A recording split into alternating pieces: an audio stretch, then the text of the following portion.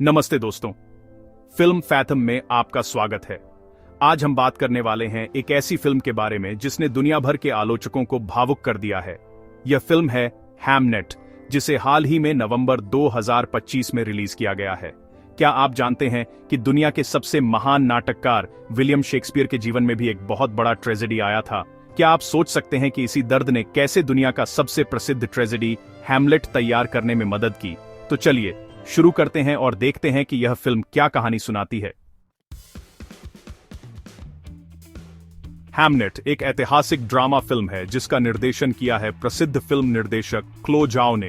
यह film Maggi ओफेरल के प्रसिद्ध उपन्यास पर आधारित है। क्लो जाओ को आप नोमैडलैंड फिल्म के लिए जानते हैं, जिसने एकेडमी अवार्ड जीता था। इस फिल्म में मुख्य भूमिकाएं निभाई हैं पॉल मेस्काल ने विलियम शेक्सपियर के रूप में और जेसी बकली ने एग्नेस के रूप में, जो शेक्सपियर की पत्नी है। रिलीज होते ही यह फिल्म सभी को मुग्ध कर गई। रॉटन टोमेटोज पर इसे पूरे 100% रेटिंग मिली। मेटाक्रिटिक पर इसका स्कोर 95 है। आलोचकों ने इसे क्लो जाओ का मास्टरपीस कहा है। तो अब बात करते हैं कहानी की। फिल्म की शुरुआत 16वीं सदी के इंग्लैंड से होती है, वॉरविकशायर नामक जगह से। हमारे नायक विलियम के पिता एक दस्तकार हैं जो हाथों से चमड़े की वस्तुएं बनाते हैं, लेकिन उनका व्यवसाय अच्छा नहीं चल रहा है। वह विलियम के ऊपर बहुत सख्ती करते हैं और उससे अपने कर्ज उतारने के लिए काम करवाते हैं। विलियम को पैसे कमाने के लिए एक परिवार में लैटिन का ट्यूटर बनना पड़ता है। यही वह हैथवे परिवार है जहां उसे एग्नेस से मिलना होता है। एग्नेस एक अलग ही किस्म की औरत है। वह शहर में अजीब समझी जाती है क्योंकि वह जंगल में घूमती है, पक्षियों को उड़ाती है और प्रकृति के साथ गहरा संबंध रखती है। कुछ लोग उसे जादूगरनी भी कहते हैं, लेकिन विलियम के लिए वह बस एक अद्भुत खूबसूरत और आजाद औरत है। फिल्म यहाँ विलियम और एग्नेस के बीच एक खूबसूरत रोमांच दिखाती है। वह एक दूसरे को समझते हैं, एक दूसरे की आजादी का सम्मान करते हैं और एक दूसरे को पूरा प्यार करते हैं।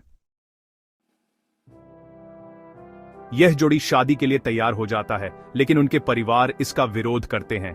फिर भी प्यार जीत जाता है और वे शादी कर लेते हैं। जल्द ही उनकी एक बेटी पैदा होती है, सुजाना।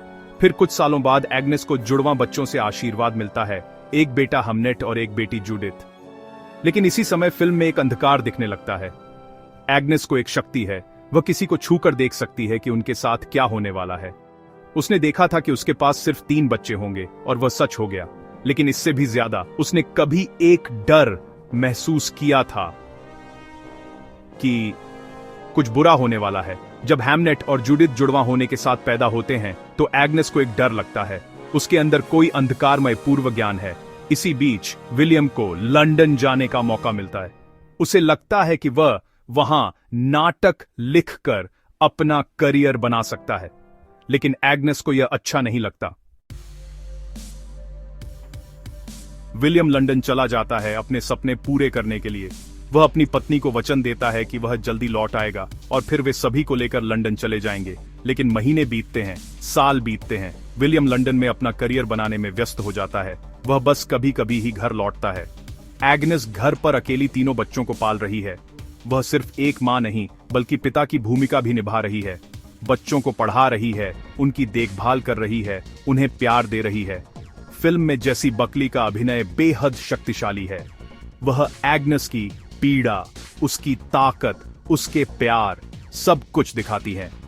एग्नेस विलियम के लिए प्यार तो करती है, लेकिन उसके लंबे समय तक दूर रहने से वह हताश और निराश हो रही है।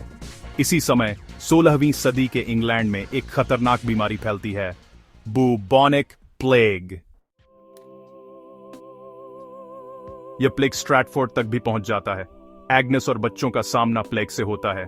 हैमनेट की जुड़वां बहन जूडिथ गंभीर रूप से बीमार पड़ जाती है। प्लेग की चपेट में वह मरने के कगार पर है। एग्नेस सब कुछ करती है उसे बचाने के लिए, लेकिन कुछ काम नहीं आता। अब हैमनेट के सामने एक बहुत बड़ा फैसला होता है। वह अपनी प्रिय बहन को प्यार करता है। वह भगवान से प्रार्थना करता है, उससे विनती करता है कि वह अपनी जान जूडिथ के लिए दे दे।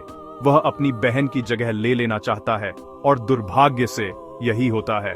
जैसे जैसे जूडिथ ठीक होने लगती है, हैमनेट प्लेग की चपेट में आ जाता है। मात्र 11 साल की उम्र में प्रेम और त्याग के साथ हैमनेट की मौत हो जाती है।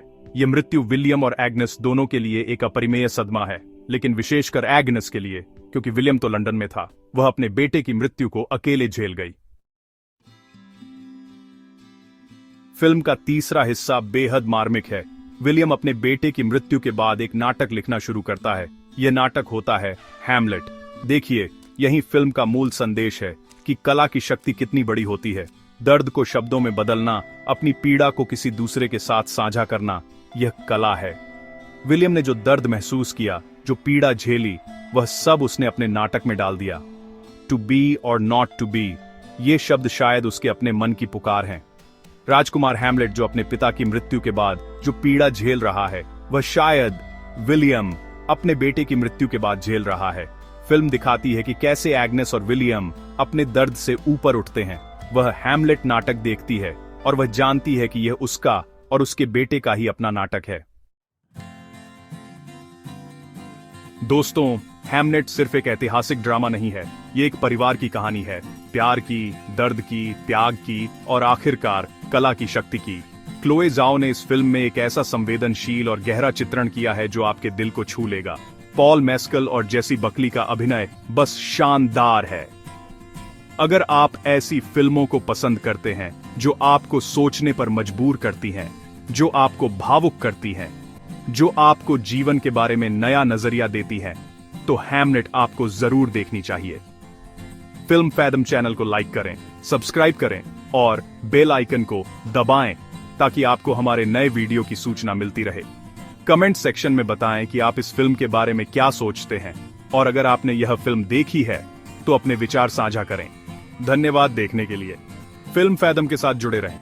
मिलेंगे अगले वीडियो में। अलविदा।